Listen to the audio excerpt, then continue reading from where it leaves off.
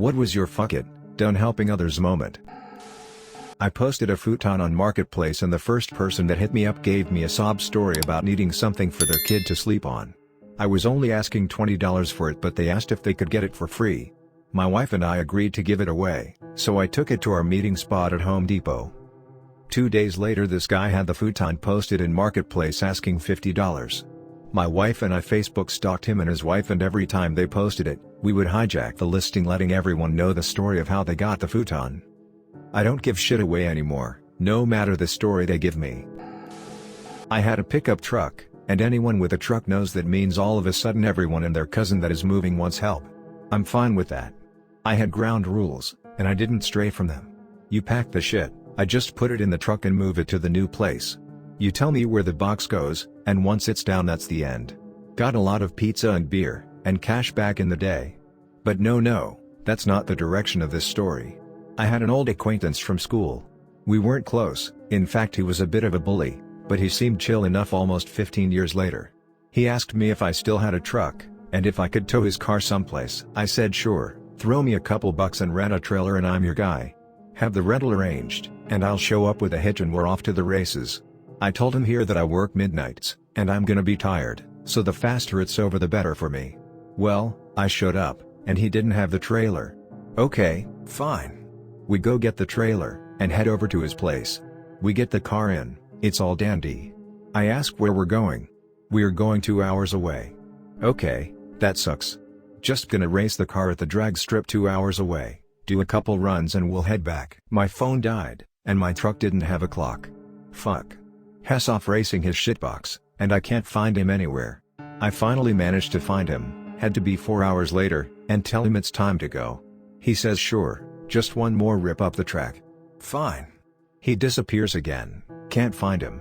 I've got the truck running at this point, ready to tell him getting the trailer and the car back is his problem unless we leave right now. I'm exhausted. I barely slept, and I'm cranky.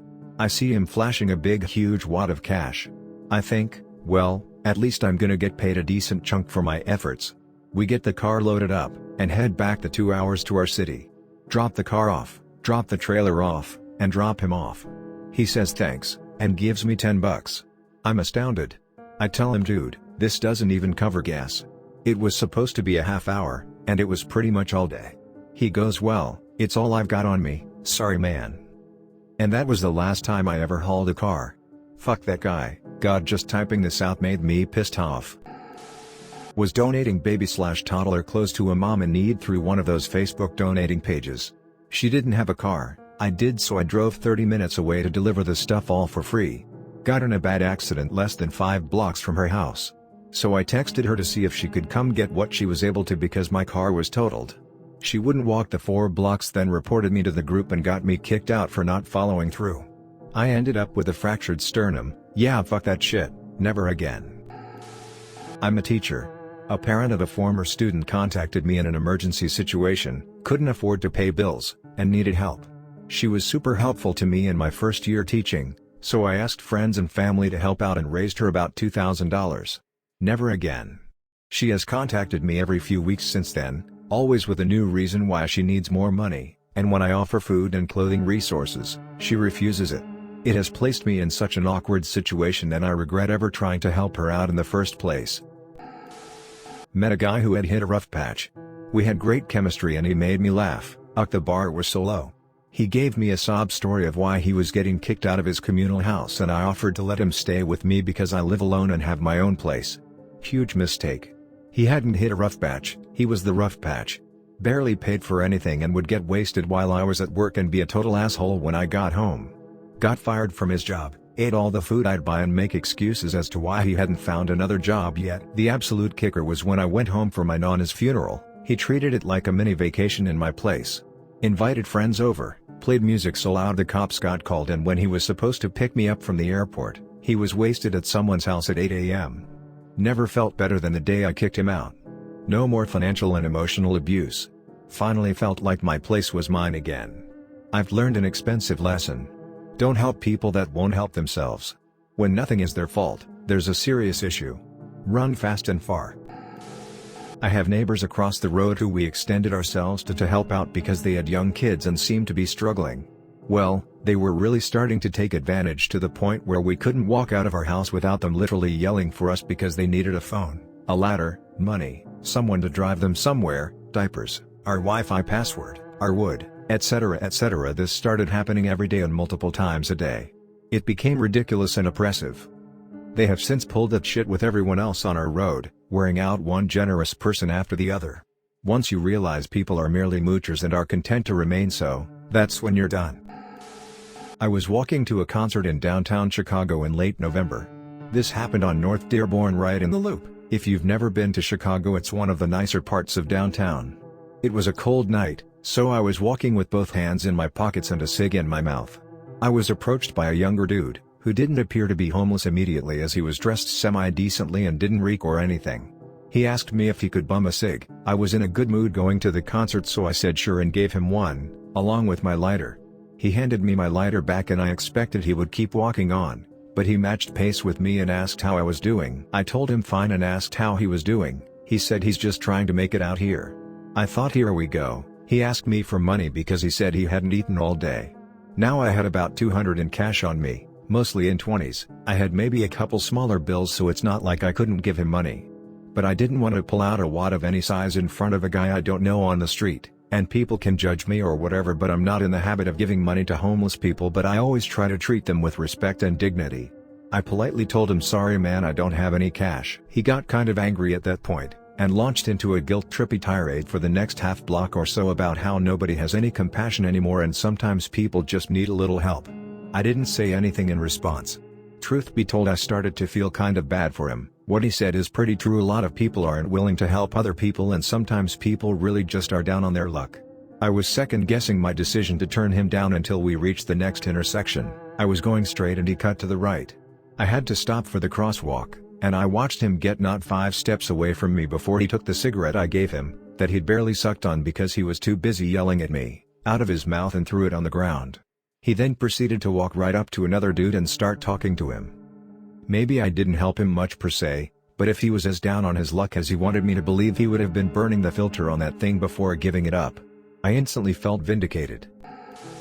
Had a friend years ago who was a bit self-centered and prone to stretching the truth, but he was a nice enough guy with a rough backstory and my friend group liked him, so I cut him a lot of slack. I like to host and I have friends staying over pretty regularly. Back then, I usually had 1 or 2 people spending the night on any given day. Anyhow, over the span of a couple of years this guy starts abusing that, staying over for days or even weeks at a time, eating my food and drinking my liquor without contributing, that sort of thing, while constantly talking about his grand plans and daydreams as if they'd already happened. A little sad, but also pretty annoying after a while. Anyhow, I sit him down one day and let him know he's gotta head home, and that he's free to come over and hang out, but I'm not comfortable with him staying over for the time being. He leaves, I think it went remarkably well, and head out to work. And it turns out that he broke in while I was away at work and stole a bunch of my sister's things because his birthday was coming up and neither of us even thought to get him a gift. It takes a special person to rationalize how burglarizing someone is really their fault. Anyway, all slack and sympathy went out the window immediately, called the cops, and he's dead to me. My mother and her new husband had moved into a new place and invited all the kids over for Christmas. In previous years we would buy a whole turkey dinner from somewhere so no one, me, had to cook, so imagine my surprise when my husband and I walk in. My mother walks out of the kitchen, hands me a spoon and says, "Good, you're finally here," and goes to sit down in the living room. After a quick and awkward conversation, it was determined that my job was to make sure everything currently in progress, or not even started, got to the table on time, while everyone else socialized. Basically, I was the help and should have realized that, so any feelings I had about that were my fault. I was a good cook, and my mother taught me everything, so I owed her. So I did, and not knowing the family dynamics, my new step-siblings were very thankful and appreciative of all my efforts, which caused a meltdown from my mother about how we all should be thanking her. That was the first time I used a phrase that has come in handy for these situations: "I'm so sorry, it will never happen again." And it never did. They weren't happy when they finally realized what that meant. When I dropped my rates significantly to help a struggling family with childcare, blended family needing to find childcare for their emotionally damaged children who had been hospitalized by mom's boyfriend. Both parents worked and my wages were paid through a charity scheme. It was hell. They were utterly useless as people, let alone parents. They took the piss and ended up basically doing nothing with the house or children and ended up owing me nearly $2,000 due to them committing benefit fraud and pocketing what they should have been passing on to me. The final straw was when they asked me to babysit that night as they needed to go out on the lash. It's been stressful whilst telling me they couldn't afford food, let alone pay me. Never again will I fall for a sob story. We have helped out my sister-in-law a few times with money/bills. Never a lot, $50 here, $100 there. Usually for some bill to avoid services being cut off. I'm usually the more heartfelt one in my marriage, but I ended up being the one to put my foot down. Went over to her apartment once. She had 2 big flat-screen TVs, new couch, new fridge, kids on PlayStation or whatever console she got them. It was all rent-a-center stuff, but that was the end for me. I didn't have any of those things myself, not to mention the incredibly bad financial decision those things were with the high interest rate. Part of me felt like I was taking food out of her kids' mouths, but realized that no, her poor decisions was doing that. I used to frequently stay late at work for clients who showed up to the veterinary clinic last minute with a non-emergency problem and no appointment. Then 3 times in a row, 3 different people were told up front about the after-hours fee, agreed to pay it instead of scheduling an appointment for the next day, and all of them called back the next day fussing that they shouldn't have been charged extra for keeping us 30 to 60 minutes past our scheduled hours and that we were terrible and trying to scam them by charging for our time, even though we told them up front and they had another option. It was exhausting and demoralizing. We did more than we had to for them after already working a full day because a desire to help is why we're all here in the first place, and they responded by saying our time was worth nothing and we suck. The entire staff said fuck that.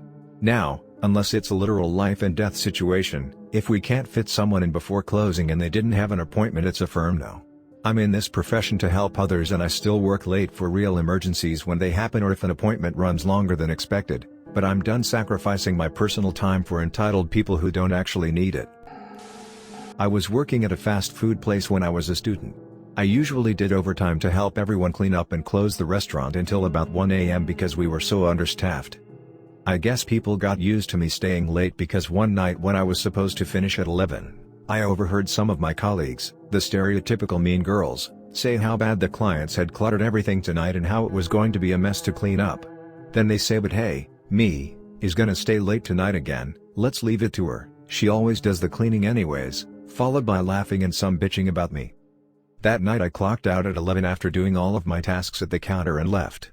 The girls stared at me in shock and when I was outside I saw one of them standing in the middle of the restaurant with her hand on her forehead, looking at the mess she would have to clean before going home. Weirdly, after that day, they started cleaning earlier without waiting for me to do everything. In freshman year of college, my friend of about 2 years got kicked out of his parents' house. He said he needed somewhere to stay for the night till his parents cooled off. I said you can stay a week if you want, but more than that and you'll need to pay me rent. He made pretty good money. More than me even. I was kind of hoping to find someone to split the bills with anyway. A week rolls by and he hasn't even looked for another place. His parents aren't letting him come back. I asked him if he's going to stay. He says if it's alright with you. I say sure, just pay me half the cost of the app every month. He said he can't. I know damn well he can. I say well then you gotta go. He asked if he could stay another week. I said no. He got pissed at me for that. I then got pissed at him for getting pissed at me. I gave you a place to stay and you are mad at me? Totally ended the friendship. Never let anyone into your place unless you have a signed contract. One day I found a puppy, dirty, hungry, and just scared and lost. I gave him a good meal, and some love, and went to drop him off at the address on his collar. The dude thanked me, then proceeded to beat the crap out of the dog, telling me to mind my own business when I tried to get him to stop. Carried him by his collar to a 5 feet short chain in a muddy patch with a crappy broken 3-wall doghouse where I'm guessing the dog spent 100% of its time. I called the cops, but they did nothing. The dog technically had shelter, which qualifies BC 3 walls and a roof, even if it was filled with holes and it gets 20 degrees at night here. P.S. I stole the dog 3 weeks later.